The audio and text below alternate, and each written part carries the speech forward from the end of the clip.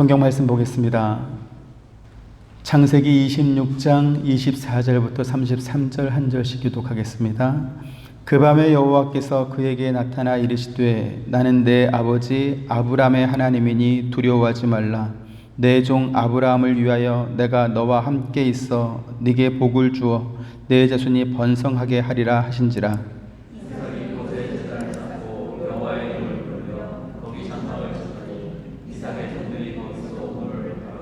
아비멜렉이 그 친구 아훗삿과 군대장관 비골과 더불어 그랄에서부터 이삭에게로 온지라.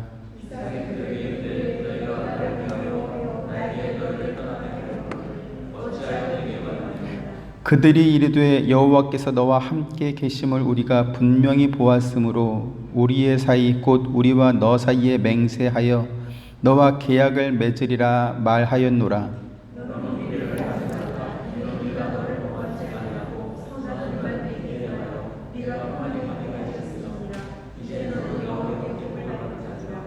이삭이 그들을 위하여 잔치를 베풀매 그들이 먹고 마시고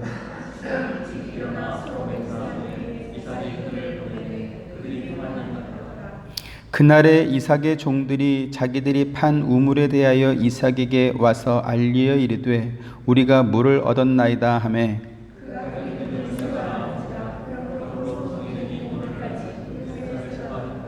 아멘. 지난 시간에 이삭이 흉년을 피해 애굽으로 내려가는 도중에 블레셋 땅 그랄이라고 하는 도시에 머무르게 된 장면을 살펴보았습니다. 아브라함이 하나님의 명령에 순종해서 가나안 땅에 도착한 첫 해에 큰 흉년이 있었는데 이삭이 아브라함의 장례를 치르고 이제 독립을 하자 또다시 그 땅에 큰 흉년이 찾아온 것입니다. 그래서 1절에 아브라함 때 첫 흉년이 들었더니 그 땅에 또 흉년이 들었다라고 기록한 것은 흉년이라고 하는 상황이 주는 의도가 있다, 이렇게 지난 시간에 말씀드렸습니다. 흉년은 아브라함이 하나님의 말씀에 순종해서 갈대아 우르를 떠나 하란으로, 다시 하란에서 가나안 땅까지 고된 이사를 하고도 다시 애굽으로 내려갈 수밖에 없었던 원인이 되었습니다. 이삭도 흉년이 들자 아버지 아브라함처럼 애굽으로 내려가던 도중에 블레셋 땅에 잠시 머물게 됐던 것이었죠. 여기서 우리가 먼저 알아야 될 건 뭐냐 하면 하나님께서 우리에게 완전 무결을 요구하지는 않으신다라는 사실입니다. 우리가 복음을 믿고 하나님의 말씀이 우리에게 생명임을 인정하면서도 또 그 하나님 말씀에 순종하려고 애를 써도 현실에서 만나는 여러 가지 상황 속에서 믿음과 반대되는 결정을 하고 믿음과 반대되는 행동을 할 때가 우리가 분명히 있습니다. 그럴 때마다 하나님께서 마치 염라대왕처럼 무서운 얼굴로 나타나서 내 이놈, 떼끼, 그리고 야단치고 책망하지 않는다라는 것이죠. 하나님은 우리를 창조하신 분이시기 때문에 우리가 부족하고 연약한 존재임을 너무나 잘 알고 계셔서 그렇게 우리가 믿음을 따르지 않고 인간적인 어떤 결정을 하는 그러한 상황에서도 오히려 우리를 불쌍히 여기시는 분이십니다. 히브리서 4장 15절 같이 보시죠. 시작.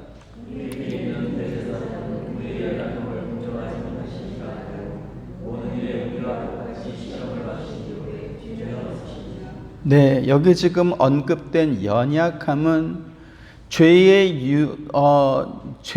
유혹에 대한 인간의 연약함뿐만 아니라 인간이 지닌 모든 한계를 다 포함하는 그러한 표현입니다. 아브라함이 하나님의 약속을 받았고 그 약속을 따라 가나안 땅까지 왔습니다. 자기에게 복을 약속한 하나님께서 가라고 하셨던 땅이니 얼마나 큰 기대가 있었겠습니까? 하지만 아브라함이 그 땅에 도착하자마자 큰 흉년이 있어서 그곳에 머물 수 없는 그러한 상황이 벌어진 것이죠. 그러한 형편에서 아브라함은 한 가정의 가장이고 또 수많은 식솔들이 있기 때문에 그들의 생계를 책임져야 하는 어떤 현실적인 결정을 내릴 수밖에 없었습니다. 그래서 애굽으로 내려간 것이죠. 그래서 성경에 보면 아브라함이 애굽에 내려간 그 자체에 대해서 하나님이 책망하는 그러한 모습은 없습니다. 오히려 아브라함의 아내를 빼앗은 애굽 왕 바로의 집에 재앙을 내려서 그 바로의 집안의 모든 여자의 태를 막아버리시고, 그래서 아비멜렉 그 애굽 왕 바로에게 공포를 주어서 하나님의 하나님 되심을 증명해 보이셨습니다.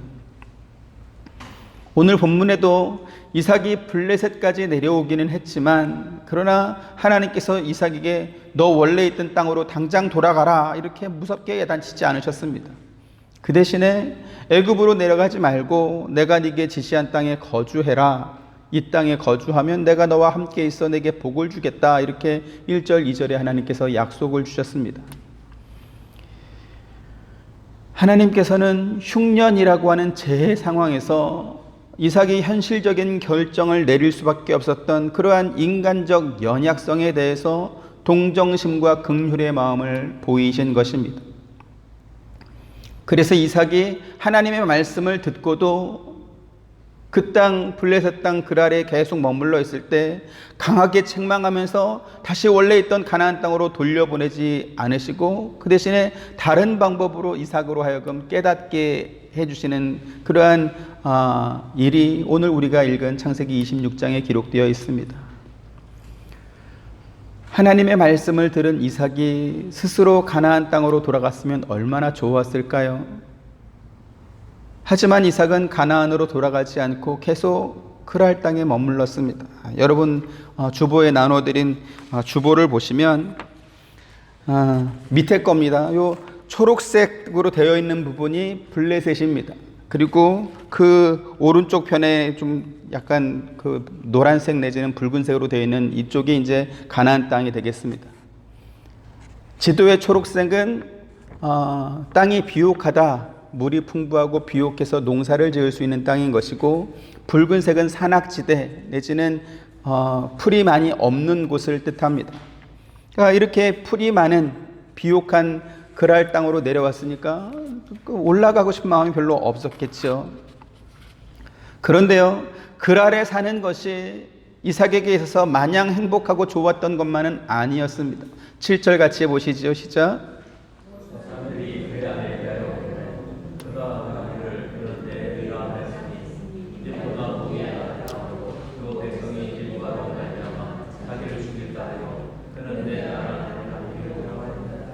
네. 사람 사는 곳이 어디든지 간에 인간에게 완전한 행복과 완전한 안녕과 완전한 번영을 주는 곳은 없습니다. 하나가 좋으면 또 다른 하나는 좋지 않은 부분이 반드시 있게 마련이다라는 것이죠. 이삭의 흉년을 피해서 그나마 현실적으로 살기에 적당한 그랄 땅에 머물기로 했습니다. 더구나 그곳은 하나님께서 내려가지 말라라고 말했던 애굽은 또 아닙니다. 하지만 그럼에도 불구하고 그랄 땅에 살겠다 이렇게 마음을 먹고 나자 이삭에게 두려움이 찾아온 것입니다. 어떤 두려움입니까? 자기 아내가 너무나 예쁘고 아리따운 매력적인 여인이어서 그랄 사람들이 자기를 죽이고 자기 아내를 빼앗아가면 어떻게 하나 하는 그러한 두려움이 이렇게 엄습해 온 것입니다. 예쁘다, 아리따다 라고 하는 이러한 개념은 주관적인 면과 객관적인 면이 함께 있습니다. 우리말에 제 눈의 안경이라는 말이 있죠. 내 눈에는 너무나 예쁘고 아리따게 보이는데 다른 사람들 눈에는 글쎄라고 이렇게 생각되는 사람들이 분명히 있는 것입니다. 객관적으로 예쁜 사람은 어떤 사람이었을까요? 머리에 떠오르는 예쁜 연예인들이 많이 있겠지만 성경의 인물로 이렇게 찾아보면 아브라함의 아내 사라는 정말 예뻤던 것 같습니다. 그래서 아브라함이 애굽에 내려오자 애굽 왕 바로가 65세인 사라의 아름다움을 보고 자기 아내로 이렇게 데려가지 않습니까?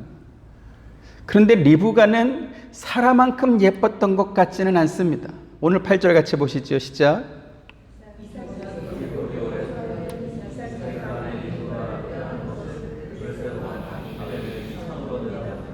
네.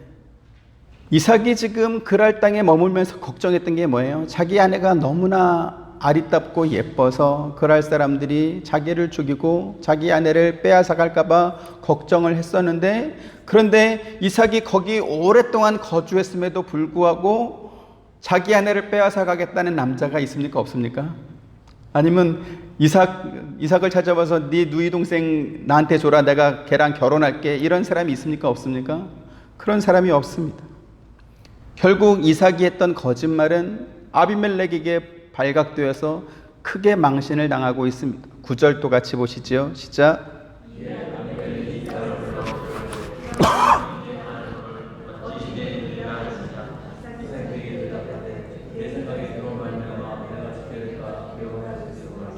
네, 아무도 이삭을 죽이고 그의 아내를 빼앗을 생각을 하지 않았는데 이삭 자기 혼자서 리브가가 너무나 예쁘게 보여가지고 사람들이 자기를 죽이고 빼앗아 갈까봐 두려워했다, 걱정했다, 이렇게 고백하고 있습니다.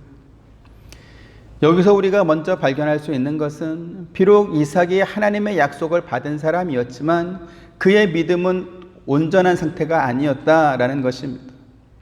흉년이라고 하는 상황이 두렵고 또 그랄 사람들이 자기를 죽일까봐 두려워하면서도 그곳을 떠나지 못하고 오랫동안 그곳에 머물렀던 이삭의 모습이 그의 믿음의 상태를 증명해주고 있습니다. 우리가 예수님을 믿고 하나님 말씀을 매주 듣지만 그 자체가 우리의 믿음을 온전하게 만드는 것은 아닙니다. 우리의 믿음은요, 우리가 만나는 현실 속에서 우리가 믿는 하나님의 말씀이 얼마나 실제적으로 우리의 삶을 인도해내고 변화시키는지에서 확인될 것입니다. 이렇게 이삭이 믿음 없는 말을 하자 아비멜렉이 이삭을 꾸짖으며 이렇게 말합니다. 10절 11절. 아비멜렉이 이르되 네가 어찌 우리에게 이렇게 행하였느냐? 백성 중 하나가 내 아내와 동침할 뻔하였도다. 네가 죄를 우리에게 입혔으리라.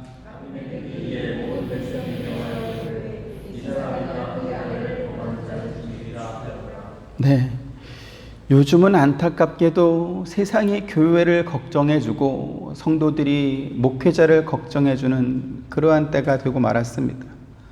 아비멜렉도 이삭에게 네가 우리한테 거짓말을 하는 바람에 내 백성 중에 하나가 너의 거짓말로 인해서 죄를 범할 뻔했지 않았냐, 이러면서 이삭을 책망하고 동시에 자기 백성에게 금지 명령을 내려서 죄를 범하지 않도록 자기 백성을 보호하고 있습니다. 지금 이삭이나 리브가를 보호하는 게 아니라 아비멜렉이 자기 백성을 보호하고 있다, 이렇게 성경이 말합니다.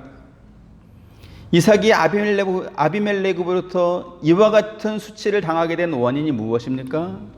하나님께서 내가 지시하는 땅에 거주하면 내가 너와 함께 있어 네게 복을 주겠다라고 하신 하나님의 말씀을 믿지 못하고 그랄 땅에 오래 머물렀기 때문에 이와 같은 사태가 벌어진 것입니다. 하나님의 인도와 보호하심을 믿지 못하고 이삭이 자기 자신을 책임지려고 했기 때문에 이와 같은 사단이 벌어진 것이지. 오늘날 교회와 성도들도 이삭이 했던 똑같은 잘못을 그렇게 되기가 쉽습니다. 이삭이 지금 블레셋 땅 그랄에 오랫동안 머물렀던 이유는 살아야 하기 때문에 그렇게 한 것입니다. 그런데 그것은 이삭이 자기 합리화를 위해서 만든 핑계였습니다. 처음에 이삭이 그랄 땅에 온 이유가 뭐였죠? 흉년 때문이었습니다. 그런데 그 흉년이 그렇게 오랫동안 계속되었다? 그렇지는 않았을 것입니다. 돌아갈 기회가 있었다라는 것이죠. 흉년이 끝나고 이제 돌아갈 기회가 분명히 있었을 것입니다.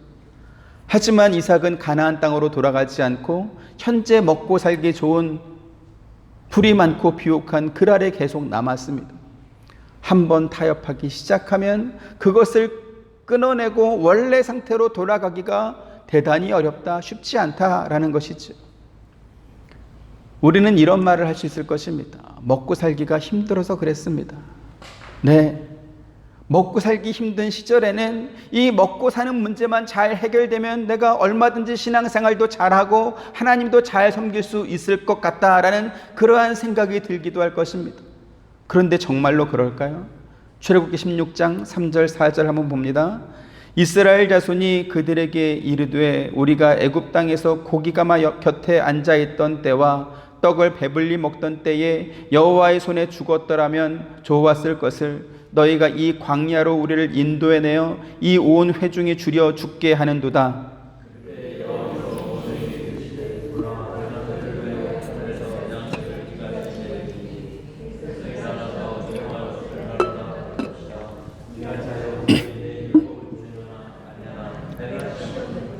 네, 하나님께서 이스라엘 백성들에게 먹고 사는 문제를 해결해 준 뒤에 그들이 정말로 믿음을 따라 사는지 내가 한번 시험해 보겠다, 이렇게 말씀하셨습니다. 그리고 그 결말이 어떻게 되었는지는 우리가 다 성경을 읽고 아는 바입니다.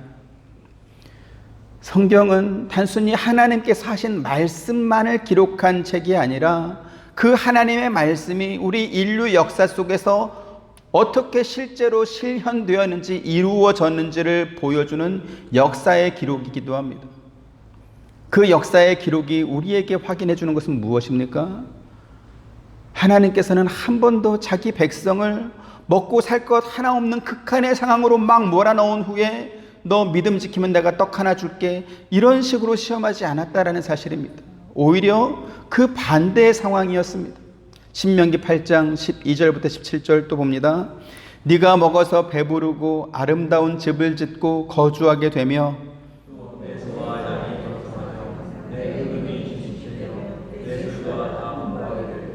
내 마음이 교만하여 내 하나님 여호와를 잊어버릴까 염려하노라. 여호와는 너를 애굽 땅 종되었던 집에서 이끌어내시고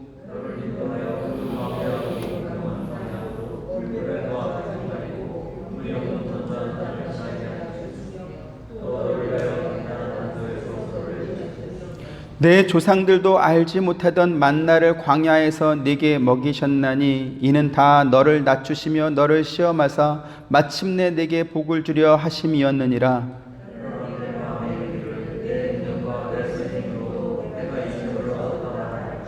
네, 이스라엘 백성들이 잘 먹고 잘 살게 되니까 뭐라고 말했다고요?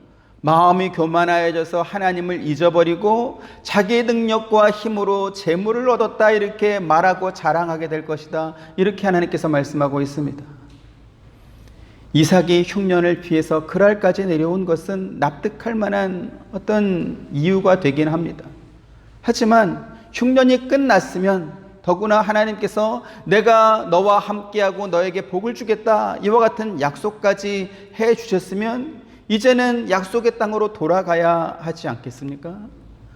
그런데 이삭이 믿음을 내려놓고 그곳에서 계속 살다 보니까 블레셋 사람들에게 거짓말을 해서라도 계속 그곳에 살고 싶은 그러한 마음이 생긴 것입니다. 그런데요, 희한한 일이 벌어집니다. 우리들 생각 같으면 이삭이 믿음을 따라 살지 않았기 때문에 그가 망하고 잘못돼야 되겠는데, 근데 그렇지 않더라는 것입니다. 지금 이삭이 살고 있는 그랄 땅은 하나님께서 그에게 가라고 하신 땅이 아닙니다. 하나님이 머물라고 지시한 땅이 아닙니다. 그럼에도 불구하고 하나님께서 그에게 복을 주어서 큰 부자가 되게 해주신 것입니다. 12절 13절 같이 읽습니다. 시작.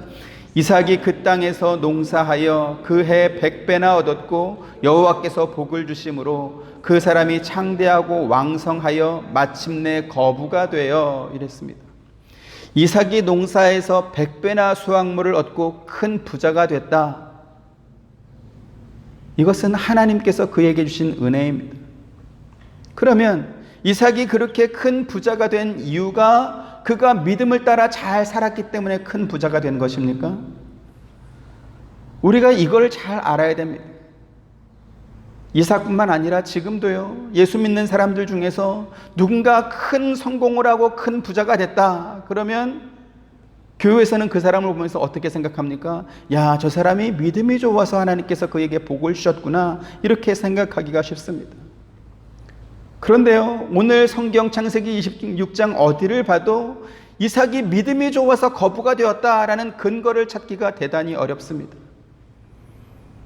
이삭이 농사하여 100배의 수확물을 얻고 거부가 된 것은 하나님께서 이삭에게 내가 너와 함께하고 내가 너에게 복을 주겠다라고 하신 그 약속을 하나님 편에서 신실하게 지키신 결과인 것이지, 이삭의 믿음이 좋아서 좋은 믿음의 어떠한 보상으로 받은 것이 아니라는 사실을 우리가 알아야 되는 것이지. 이 차이를 분명히 우리가 발견해야 됩니다. 만약에 이삭이 부자가 된 이유가 그의 믿음이 좋아서 된 것이다, 이렇게 해석하게 되면 이삭이 굳이 가나안 땅으로 돌아갈 이유가 없습니다. 계속 그랄 땅에 살아도, 블레셋 땅에 살아도 상관없다라는 것이죠. 왜요? 이삭이 어디서 살든지 그는 믿음을 지키며 살 수 있고 그 믿음의 결과로 하나님의 축복을 받을 수 있는 그러한 사람이 되기 때문에 그렇습니다. 하지만 하나님께서는 이삭에게 뭐라고 그랬어요? 애굽까지는 가지 말고 그냥 블레셋 정도에 그냥 머물러 살아라, 이렇게 말했나요? 아니요. 내가 너에게 지시한 땅에 거주해라, 이렇게 분명히 하나님께서 이삭이 거주해야 할 땅에 대해서 지정해 주셨습니다. 그리고 좋은 믿음은 무엇이죠? 하나님 말씀에 온전히 순종하는 것이 좋은 믿음입니다. 하지만 이삭은 그랄 땅을 떠나고 싶은 마음이 없습니다. 왜요?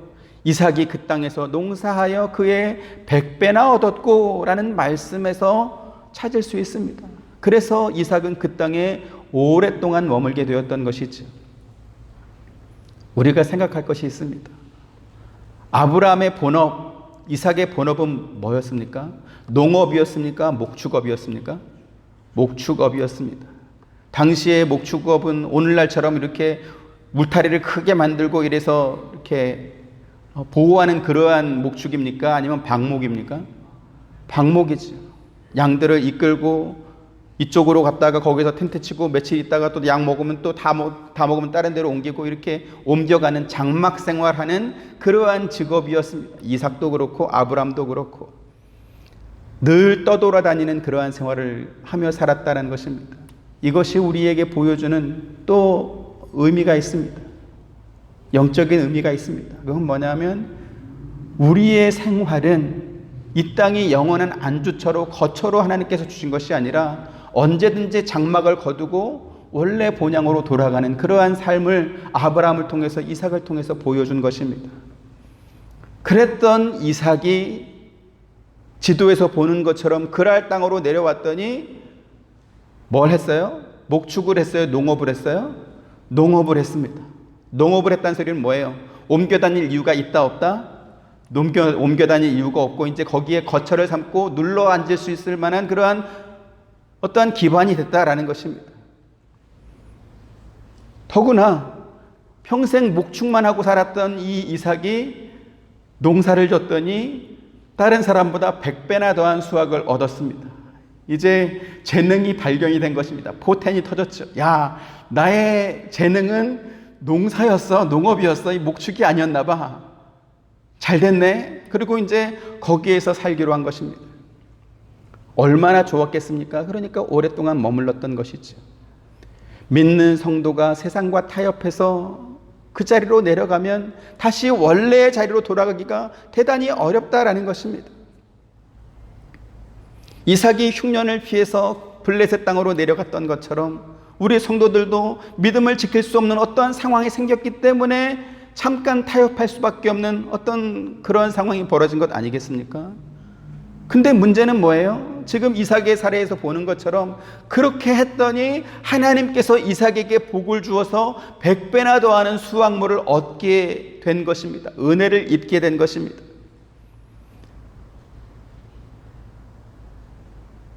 여기서 우리가 하나님의 뜻을 발견해야 되는 것이고 나의 믿음의 상태를 돌아봐야 되는 것입니다.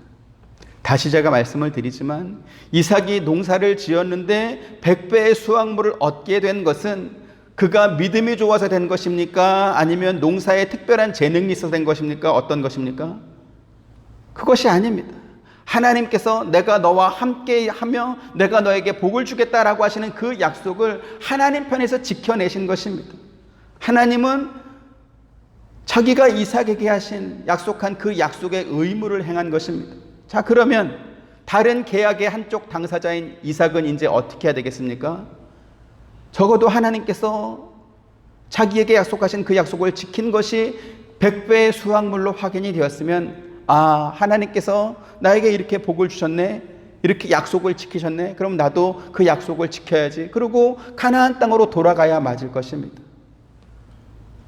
그런데 희한합니다. 이삭도 그렇고 사람들도 그렇고 하나님께서 자신의 약속을 정확하게 이행했을 때 사람들은 하나님이 신실하시다, 하나님의 약속을 지키셨다, 이렇게 생각하지 않고 자기가 믿음이 좋아서 복을 받았다, 이렇게 생각하는 것입니다. 이것은 일반적인 상거래의 원칙에도 맞지 않습니다. 두 회사가 이렇게 상호 조건을 내걸고 계약을 체결합니다. 몇 월 며칠까지 이 물품을 납품해 주시면 우리가 이 대금을 지급하겠습니다. 그래서 상호 계약을 하는 것이죠. 혹은 물물 교환이 될 수도 있을 것입니다. 그래서 한쪽 계약의 당사자인 회사가 그 납품 기일을 마치기 위해서 성실하게 열심히 일을 해가지고 납품 기일에 혹은 그 기일 전에 며칠 전에 이렇게 물건을 만들어서 납품을 했습니다. 자, 그러면 물건을 받은 다른 한쪽 당사자는 이제 뭐 해야 돼요? 대금을 지급하든지 아니면 거래했던 계약의 조건을 돌려줘야 맞습니다. 그렇지 않습니까? 근데 이쪽에서 성실하게 약속의 의무를 다해서 기일 전에 물건을 납품했더니 이쪽 사람들은, 아, 우리가 참 회사가 좋은 회사다 보니까 저 회사가 우리한테 이걸 줬네, 그리고 먹고 뭉개면 됩니까? 안 됩니까? 그건 안 되죠. 그건 사기입니다. 기망한 것이고 회사를 속인 것이고, 그래서 세상법으로도 처벌받을 것입니다. 그런데 이삭이 지금 그렇게 하고 있습니다. 하나님께서 100배나 되는 축복을 주었어도 그랄 땅을 떠날 생각하지 않고 아예 눌러앉을 생각을 하고 있는 것입니다. 여러분, 믿음을 양보하고 세상으로 내려갔더니 너무나 잘 됐습니다. 그냥 잘 된 것이 아니라 하나님께서 복을 주셨다라고 인정할 수밖에 없을 만큼 놀라운 은혜를 받았습니다. 그렇다면 그 다음에는 우리가 어떻게 됩니까? 야, 내가 믿음을 양보하고 살았어도 하나님께서 나를 버리지 않으시고 나에게 은혜를 주셨구나, 그리고 회개하는 마음과 감사하는 마음으로 원래의 자리로 돌아와야 할 것입니다. 그런데 사람들은 어떻게 합니까? 이봐라, 하나님께서 나에게 복을 주셔서 내가 이렇게 성공하고 내가 이렇게 큰 부자가 되었다라고 하면서 자기가 잘한 줄로 이렇게 생각하는 것입니다. 그래서 신명기 8장에서 하나님께서 뭐라고 그랬어요? 다시 8장 17절 시작.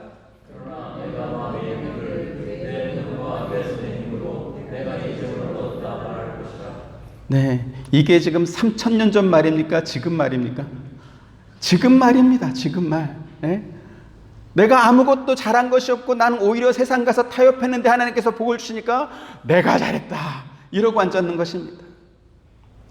우리의 상태와 상관없이 하나님께서 당신이 약속하신 것을 신실하게 지켰는데 마치 내가 잘해서 모든 것을 얻은 것처럼, 또는 내 믿음이 너무나 좋아서 하나님께서 자기에게 복을 주신 것처럼 이렇게 착각하는 착각의 늪에서 빠져나와야 되는 것입니다.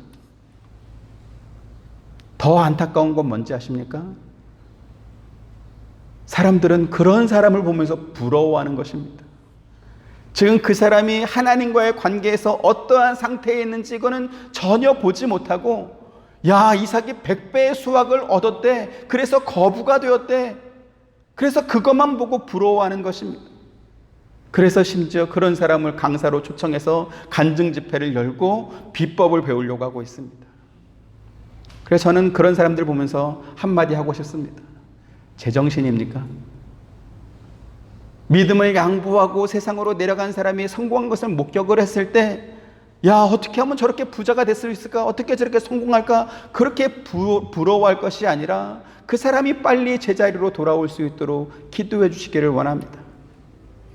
그가 성공한 것은 그가 잘해서도 아니고 그의 믿음이 좋아서는 더욱더 아닙니다. 이삭도 본인의 의지로는 가나안 땅으로 돌아갈 생각을 전혀 하지 않고 오랫동안 그 땅에 있으면서 눌러 살 생각을 하고 있지 않습니까? 그러자 하나님께서 하나님의 방법으로 이삭을 하나님께서 지시하신 원래의 땅으로 인도해내는 모습이 이제 또 성경에 기록되어 있습니다. 어떻게 해요? 블레셋 사람들이 이삭을 시기하게 하여 이삭이 그 땅을 떠날 수밖에 없는 그러한 상황을 만드신 것입니다. 14절부터 16절 또 봅니다. 양과 소가 떼를 이루고 종이 심이 많으므로 블레셋 사람이 그를 시기하여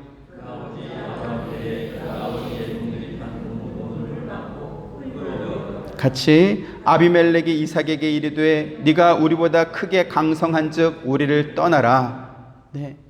이렇게 그랄 성을 떠난 이스라엘은 지금 지도를 또 보시면 위에 지도를 보시면요. 제일 위에 파란 원인이 그랄입니다. 여기서 그랄에서 떠나서 그랄 골짜기로 다시 에색이라는 곳으로 또 그 밑에 신나라는 곳으로 다시 오른쪽 옆으로 르호봇이라는 곳으로 이렇게 4번이나 장소를 옮겨가고 있습니다. 그래서 최종적으로는 브엘세바까지 옮깁니다. 브엘세바는 어디냐 하면 아브라함이 이삭을 하나님께 번제로 드리는 그 번제 사건이 있은 후에 거처로 삼았던 곳이 브엘세바입니다. 창세기 22장 19절 같이 보시죠. 시작.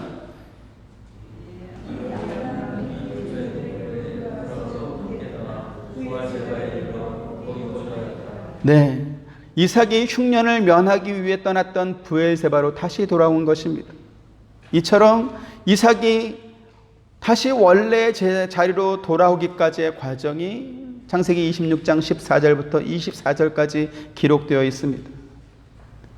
많은 목사님들이 오늘 본문 창세기 26장 말씀으로 설교를 하시면서 이삭이 애를 써서 우물을 팠음에도 불구하고 블레셋 사람들이 그 우물을 빼앗으려고 하자 그들과 다투지 않고 너그러운 마음으로 마치 예수님께서 그 겉옷을 달라 하는 사람이 있으면 속옷도 주고 뭐 오리를 가자 하면 심리까지 가지고 그런 것처럼 그렇게 양보해 준 그러한 이삭의 믿음이다 이렇게 말씀합니다. 그런 부분이 없지는 않을 것 같습니다. 그런데 창세기 26장의 이 말씀이 이삭이 블레셋 사람과 다투지 않고 자기가 판 우물을 너그러운 마음으로 양보해 주었다라는 것을 가르쳐 주기 위해서 기록되었다. 저는 그렇게 보이지는 않습니다. 오히려 자기 스스로는 하나님께서 지시한 땅으로 돌아가고 싶지 않은, 돌아가려고 하지 않는, 블레셋 땅에 계속 머물고 싶어하는 이 이삭을 하나님께서 어떻게 이끌어내어 그가 원래 있어야 될 자리로 인도해 내시는가를 보여주는 그러한 말씀이다라는 것이죠. 지금이야 기술이 너무나 좋아져서 집에서도 마음껏 수돗물을 사용할 수 있지만 제가 어릴 때만 해도 집 그 마당에 이렇게 펌프로, 손잡이 펌프로 막 이렇게 물을 깃는 우물이 있었습니다. 특히 얼음이 꽁꽁하는 한겨울에는 이 우물물을 푸는 게 보통 일이 아니었습니다. 그런데요, 그 시절에도 우물 파는 기술이 있어서 거의 집집마다 우물이 하나씩은 다 있었던 것으로 제가 그렇게 기억을 합니다. 하지만 이삭 시대에는 우물을 파는 일이 보통 일이 넘었을 것입니다. 그러니까 블레셋 사람들이 이삭이 판 우물을 계속 쫓아와서 뺏으려고 하지 않았겠습니까? 좀 전에 지도에서 보신 것처럼 그랄을 떠난 이삭이 그랄 골짜기와 에색과 신나에서 우물을 얻었지만 그가 판 우물을 블레셋 사람들이 모두 빼앗았습니다. 다 빼앗겼습니다. 그럼 왜 그렇게 블레셋 사람들은 이삭을 쫓아다니면서 우물을 빼앗았을까요? 다시 지도를 보시면 거기까지는 블레셋 땅이었던 것입니다. 남의 땅에 우물을 팠으니까 자기가 팠어도 소유권을 주장할 수 없는 것입니다.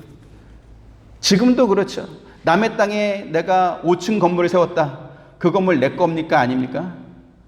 내 거 소유 주장할 수 없습니다. 그 땅 주인이 나가라. 왜 남의 땅에다 이걸 지었냐? 나가라. 그러면 나가야죠. 그런데 르호봇에 와서는 블레셋 사람과 다투지 않았습니다. 왜요?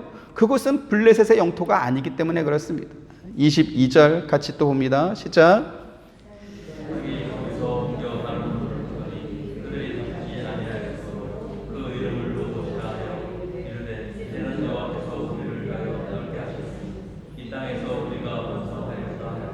네, 지금 이삭이 이제는 여호와께서 우리를 위하여 넓게 하셨으니 이 땅에서 우리가 번성하리로다 라고 했습니다. 이제는 블레셋 사람들도 쫓아오지 않고 빼앗겠다고 시비도 붙지 않고 그러니까 그냥 이제 르호봇에 살면 됩니다. 그런데요, 이삭은 르호봇에서 머물지 않고 브엘세바로 갑니다. 23절을 또 같이 봅니다. 시작. 네, 이제 우물도 얻었고 블레셋 사람들도 쫓아오지 않는데 왜 브엘세바로 올라갔습니까? 지도에서 보시는 것처럼 르호봇과 브엘세바는 별로 멀지 않은 곳입니다. 다시 말씀드려서 이삭의 원래 고향이었던 브엘세바가 바로 옆에 있는데 구태여 낯선 땅인 르호봇에 정착할 이유가 없었던 것이죠. 우리가 이것을 잘 봐야 합니다. 이삭이 처음부터 하나님 말씀에 순종해서 브엘세바로 왔다면 중간에 4번이나 우물을 파야 되는 그러한 일은 있었을까요? 없었을까요? 없었을 것입니다. 그래서 이것을 가리켜서 사서 고생한다 이렇게 말하는 것입니다. 여러분이 성경을 보고 계시지만 이 말씀이 이삭이 자기가 판 우물을 블레셋 사람들에게 양보한 너그러운 믿음이다 이렇게 보여지십니까? 저는 아무리 봐도 이삭이 블레셋 사람들에게 우물을 양보한 것이 아니라 이삭이 얼마나 블레셋을 떠나기 싫었으면 저렇게 고생을 하면서도 그 주변을 계속 배회하고 맴돌았을까 이렇게 보입니다. 결국 이삭이 르호봇까지 오게 되고 블레셋 사람들이 더 이상 시비를 걸지 않게 되자 그제서야 이제 이삭은 하나님께서 자기에게 하신 말씀이 생각난 것입니다. 뭐요? 내가 너에게 지시한 땅에 거하라 라는 것입니다. 그래서 르호봇을 포기하고 원래 고향인 브엘세바로 옮겨간 것이죠. 하나님께서 믿음이 없는 이삭을 어떻게 그가 있어야 할 자리로 끝내 인도해 나가시는지 우리가 성경을 통해서 그것을 확인하고 있습니다. 그러면 이 일이 이삭에게만 해당되는 것 같습니까? 아니요. 우리에게도 똑같습니다. 우리가 있어야 할 자리가 있다라는 것이죠. 하나님께서 머물란 그 자리가 있습니다. 요즘 젊은 사람들 사용하는 말에 인싸라는 말이 있습니다. 영어 인사이드라는 말을 줄인 것이 인싸입니다. 시대에 뒤떨어지지 않고 유행에 적응하는 혹은 유행을 앞서가고 선도하는 사람을 가리켜서 인싸다 이렇게 말합니다. 성도들이 세상 사람들로부터 그 인싸라는 말을 듣고 싶어서 세상으로 가면 하나님께서 그 성도를 그냥 그 자리에서 인싸 노릇 하면서 살도록 그냥 내버려 두실 것 같습니까? 그렇지 않습니다. 이삭의 흉년을 피해서 그랄로 내려갔던 것처럼 성도들도 현실적인 문제를 해결하기 위해서 세상으로 갈 수도 있을 것입니다. 하지만 하나님께서 그 성도를 계속 거기에서 살도록 내버려 두지 않으신다라는 것입니다. 왜요? 엇나가는 자식을 그냥 내버려 두는 부모가 없는 것처럼 하나님께서도 성도가 믿음을 떠나서 머물지 말아야 될 곳에 계속 방황하고 있는 것을 그냥 내버려 두지 않기 때문에 그렇습니다. 하나님은 우리 아버지이시기 때문에 그렇죠. 하나님께서 이삭을 끝끝내 브엘세바로 돌아오도록 하신 것처럼 지금도 하나님께서는 어떤 방법으로든지 우리 성도가 원래 있어야 할 자리로, 그가 있어야 할 자리로 인도해 내시는 것입니다. 괴로운 건 뭡니까? 4번씩이나 우물을 파서 얻고도 거기서 나온 물을 먹지 못하고 그것을 포기하고 떠날 수밖에 없게 된 것입니다. 사서 고생만 한 것이죠. 군대 용어로 삽질한다라는 말이 있습니다. 군인들이 야외 훈련을 나가게 되면 가장 먼저 하는 일이 땅을 파고 참호를 파는 것입니다. 지금도 러시아하고 우크라이나가 전쟁하고 있는데 러시아 군사들이 우크라이나 땅에 그렇게 길게 몇 킬로씩 참호를 파고 거기에서 숨어서 이렇게 전투하는 모습 보지 않습니까?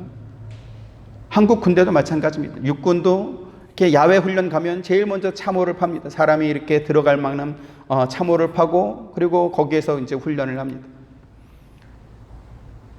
그래서 군대에 들어가면 필수적으로 보급받는 보급품 중에 야전삽이 있습니다. 그래서 그 야전삽을 가지고 이제 참호를 파는 거죠. 훈련이 끝나고 그냥 돌아오면 얼마나 좋습니까? 근데 요즘 같은 때 말고 옛날에 총이 없던 활을 쏘고 창을 이렇게 휘두르고 검을 휘두른 그 2000년 전, 3000년 전 그 시대에도 이 전쟁의 전략에 그런 것이 있습니다. 수경지에 티를 내지 마라.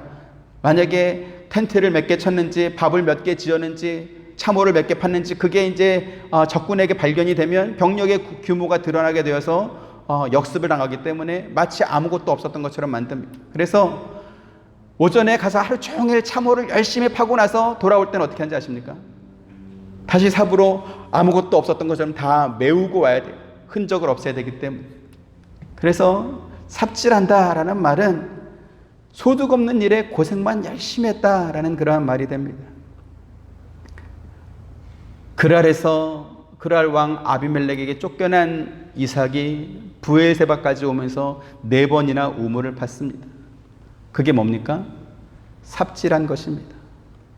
처음부터 브엘세바로 왔다면 하지 않았을 고생을, 먹지도 못할 우물을, 소유도 주장하지 못할 우물을 4번이나 판 것입니다. 그래서 괜히 세상에서 삽질하는 고생하지 마시고 하나님께서 머물라 하신 자리, 또 여러분이 있어야 될 자리, 그 자리에 있는 것이 여러분에게 복인 줄 믿으시기를 바랍니다. 이삭이 원래 있어야 될 자리로 돌아오자 하나님께서 또다시 이삭에게 이렇게 복을 주셨습니다. 24절 같이 봅니다. 시작.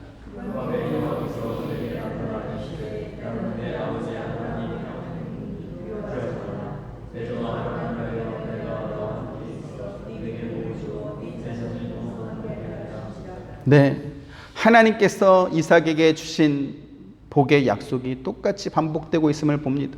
무엇입니까? 내가 너와 함께 있어 내게 복을 주겠다라는 것이죠. 우리에게 복이 무엇입니까? 하나님께서 우리와 함께 계시는 것입니다. 또 우리가 하나님을 의식하며 사는 것입니다. 그런데 놀라운 건 뭐냐면 이렇게 이삭이 브엘세바로 돌아오자 그랄 왕 아비멜렉이 군대 장관과 함께 이삭을 찾아와서 한 말입니다. 27절부터 31절 또 보시죠. 이삭이 그들에게 이르되 너희가 나를 미워하여 나에게 너희를 떠나게 하였거늘 어찌하여 내게 왔느냐?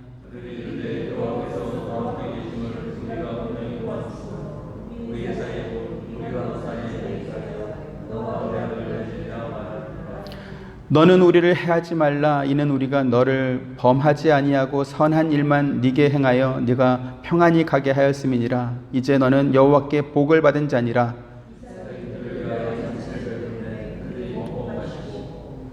같이 아침에 일찍이 일어나 서로 맹세한 후에 이삭이 그들을 보내매 그들이 평안히 갔더라 이랬습니다.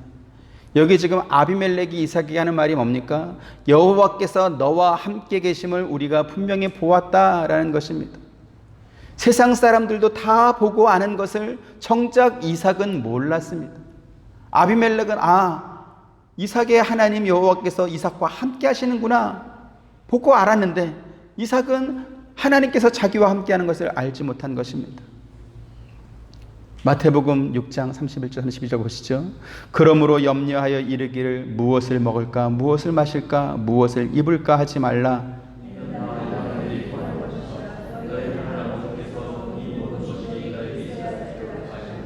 네, 너희 하늘 아버지, 우리 하늘 아버지께서 우리에게 있어야 할 것이 무엇인지 다 아신다 이렇게 말했습니다.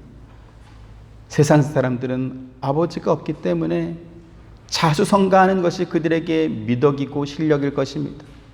하지만 천지를 창조하신 하나님의 상속자인 우리가, 아버지가 있는 우리가 마치 아버지가 없는 자인 것처럼 산다면 이것은 하나님을 높이는 것입니까? 하나님을 무시하는 것입니까?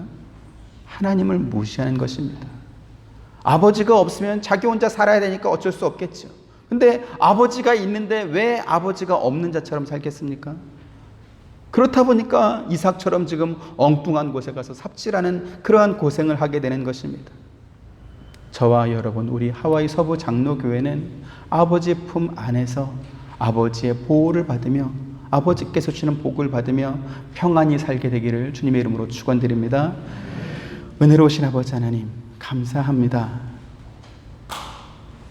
이삭이 어디에 있든지 그가 무엇을 하든지 하나님께서 이삭에게 주신 그 약속을 신실하게 지키셔서 이삭에게 100배나 되는 수확물을 허락하시고 그로 거부가 되게 하셨습니다.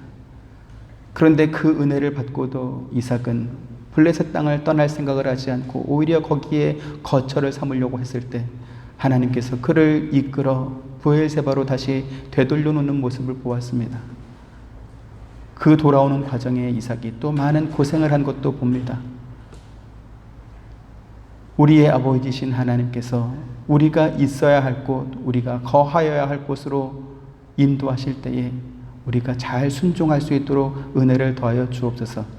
하나님의 선하심을 마치 내가 잘한 것처럼 착각하지 않게 하시고 오히려 우리의 부족함에도, 우리의 연약함에도, 우리의 이기주의에도 불구하고 하나님께서 우리에게 복을 주신 것에 대해서 감사하고 또 회개하는 마음으로 잘 순종하는 우리가 되도록 은혜 더하여 주옵소서. 감사드리오며 예수님을 기도합니다. 아멘. 지금은 우리 주 예수 그리스도의 은혜와 하나님의 크신 사랑과 보혜사 성령님의 감화감동 교통하심이 하나님의 말씀을 듣고 순종하길 원하는 사랑하는 모든 성도님들의 머리 위에와 가정과 생업과 하시는 모든 일들 가운데 지금부터 영원토록 함께 있기를 축원하옵나이다. 아멘.